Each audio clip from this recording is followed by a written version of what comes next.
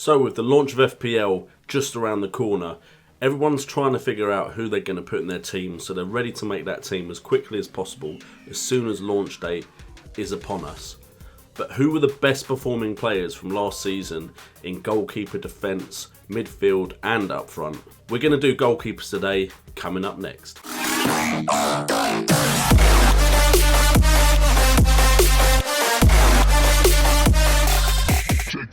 What's up guys, and welcome to JNO United, bringing you the best in football news, entertainment and games. And today we are looking at the best goalkeepers from last season and the goalkeepers you're going to want to consider for your FPL side. But before we get into that, if you're new around here, make sure to subscribe for 30 days of FPL and other football content. Smash that like button if you're proud of me for going, I think this is day 4.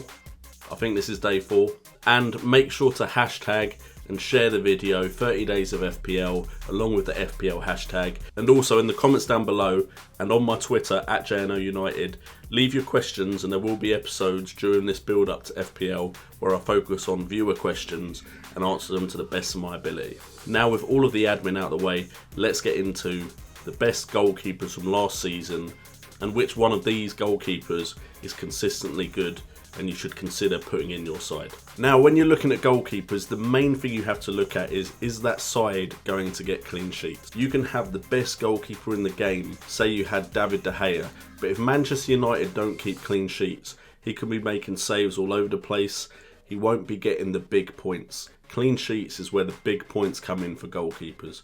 So I would look at sides that have good clean sheet records first, and then look for the best goalkeeper out of those options. Of course, you have to consider who you're putting into defence as well, so you don't really want to double up on sides where you're not that confident in their clean sheet record. But if you are confident in the clean sheet record, you can double up with goalkeepers and defenders, or you can even go for the double goalkeeper option where you pick 2 goalkeepers from the same side and then you don't have to worry about which one of them plays. Now we're going to start with the team that consistently gets clean sheets every season, and that team is Arsenal. Now they've consistently got better in the league table despite getting less points each year, but they got second last season. But what's important to us when looking at goalkeepers and defenders is their clean sheet record. Last season Arsenal got 18 clean sheets. That's the most out of any team last season. But Arsenal are also consistently a team that keep clean sheets. So, having someone like Cech, who is their #1 goalkeeper, in goal in a side that consistently get clean sheets, is a pretty safe bet of getting those clean sheet points.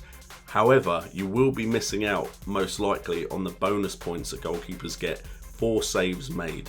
That being said, Cech last season got 34 appearances, which means he's pretty nailed on as their first choice goalkeeper. In those 34 appearances, he got 16 clean sheets, only conceded 31 goals. That's important because if they concede a lot, then you can go into that minus point territory. And he made 102 saves. But for Cech, that isn't a fluke, because the season before that, he also made 34 appearances, also got 16 clean sheets, conceded only 24 goals, and he made 82 saves. So Cech is a pretty safe option if you don't want to run the risk of maybe gambling and it going wrong. Tied with Arsenal last season for clean sheets was Man United. They got 18 clean sheets. Now the problem with Man United was their defence was chopped and changed so often that only maybe Smalling was pretty nailed on. So the best bet for those clean sheet points from Man United was David De Gea, potentially one of the best goalkeepers in the world. He also had 34 appearances last season and he got 15 clean sheets out of those 34 appearances.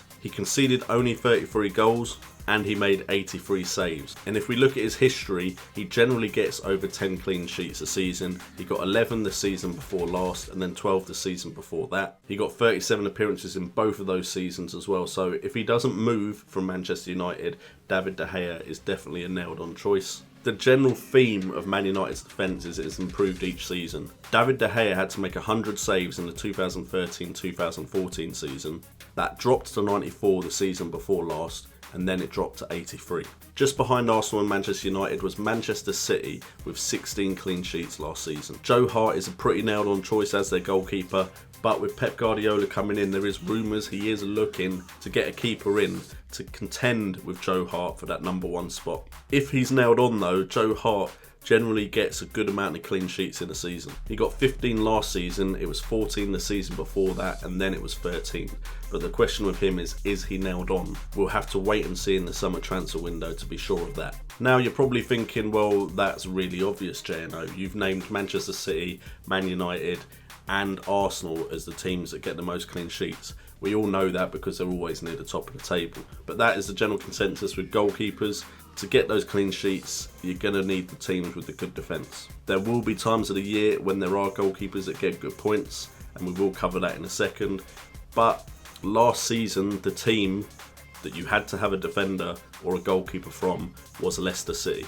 Now, they don't have a history of getting clean sheets regularly, but last season they did really well, getting 15, which was tied with Manchester City, which meant Kasper Schmeichel was a great goalkeeping choice.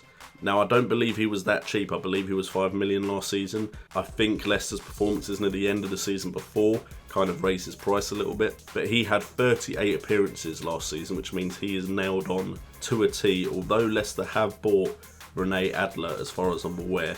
So he may not be nailed on anymore, but I can't see how his performances from last season mean he will be demoted, but we shall have to wait and see with pre-season. He only conceded 36 goals as well, which is a great performance by him. That means his price is going to go up when FPL is finally launched, so we may have to look elsewhere for our cheap goalkeepers. The other teams that are pretty certain to get a good amount of clean sheets, at least that history suggests, are Tottenham, Southampton and Liverpool. They're all likely to get a decent amount of clean sheets. Tottenham got 13 last season. The season before that they only got 8, but the season before that they got 14. And in the season they got 8 clean sheets only, they did only concede 48 goals, which isn't that bad, which suggests that they most likely lost a lot of games by 1-0 or something along those lines. And Lloris is definitely a good goalkeeper that can have those great games. With Southampton, Fraser Forster has proven that he's a very, very good Premiership goalkeeper. Last season he only played 18 games, but he got 6 clean sheets in those 18 games and made 52 saves. The season before that he did make 30 appearances and he got 13 clean sheets. So maybe because of the injury, FPL may drop his price a little bit. If they do and Fraser Forster looks like he's nailed on, he will be a good choice as a goalkeeper. Liverpool, there's always comments about Mignolet being terribly inconsistent, but as far as FPL goes, he does get clean sheets. Last season he got 11, the season before that he got 14. So it all depends. If Liverpool's defence looks good and Mignolet's price is good for the amount of points he's going to get, then Mignolet could be a great option. But now we get to the bread and butter. Who are the goalkeepers that look like they are behind a good defence, that aren't the obvious options, which could save you a little bit of money? Watford last season actually had a pretty good defensive record. There was times in the season when that did falter a bit, but Gomes was one of the top scoring goalkeepers last season, which you have to keep into account because he made a lot of saves, which got him those bonus points. You get a point for every 3 saves, which means he could be good value for money. He made 38 appearances, which means he was pretty nailed on, and he got 11 clean sheets. Now I know you could get more clean sheets, but you're paying a lot more for those goalkeepers near the top of the table. He only conceded 49 goals, which isn't too bad for a club in that position in the league. And he made 127 saves. Now, I could have done the maths, but I forgot to. But 127 saves, that's a lot of points. And then we have West Brom and the popular Foster and Schmeichel option. Now, last season, West Brom got 11 clean sheets. Some of them were away, quite a few of them were away, in fact. But West Brom have generally been a side that can shut up shop and get good defensive results. Last season, Schmeichel played 23 of the games and then Foster played 15. Schmeichel got 7 clean sheets, Foster got 4. But the season before that, where Foster played 28 appearances, he got 11 clean sheets. The only problem is West Brom do have some defenders who can score goals, like Craig Dawson. So you have to weigh out if you're going to go for the goalkeepers and just know you're not going to have to worry about that position, or if you're going to look at their defenders and look at another team. But West Brom have generally, least in the last 2 seasons that I've played FPL, been a very strong force defensively, despite the fact they won't be that high up the table, which means they may not be that expensive. But the people that make the FPL prices may have noticed that those 2 goalkeepers are popular options and put their price up. We shall have to wait and see. We have West Ham that last season came into the reckoning as far as a side that could get clean sheets. Adrian had 32 appearances and he got 9 clean sheets. West Ham in total got 11 though. Adrian only conceded 39 goals and he made 101 saves. The season before that he also got 9 clean sheets out of 38 appearances, and he made a total of 130 saves and conceded 47 goals.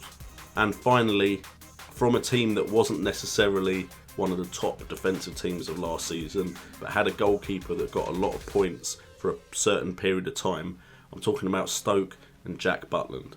Butland had 31 appearances last season. He got 10 clean sheets, conceded 37 goals and made 103 saves. Now if you consider he missed 7 games, he may have been up there with Gomes had he had a whole season. Now there was a certain part near the start of the season where Butland was getting ridiculous results and getting very high scores, and some people even went completely outside of the box and captained him. That's how good he was when he was on form. So Jack Butland could be a great shout if he can carry on the form that he had certain parts of last season. Anyway guys, thank you so much for tuning in. As always, next video coming up on 30 Days of FPL will be defenders, which ones to choose and who performed best last season. I've been JNO, you've been awesome, and remember, it's all about the game. Stay up until it's light. Forget my fate, there's kick.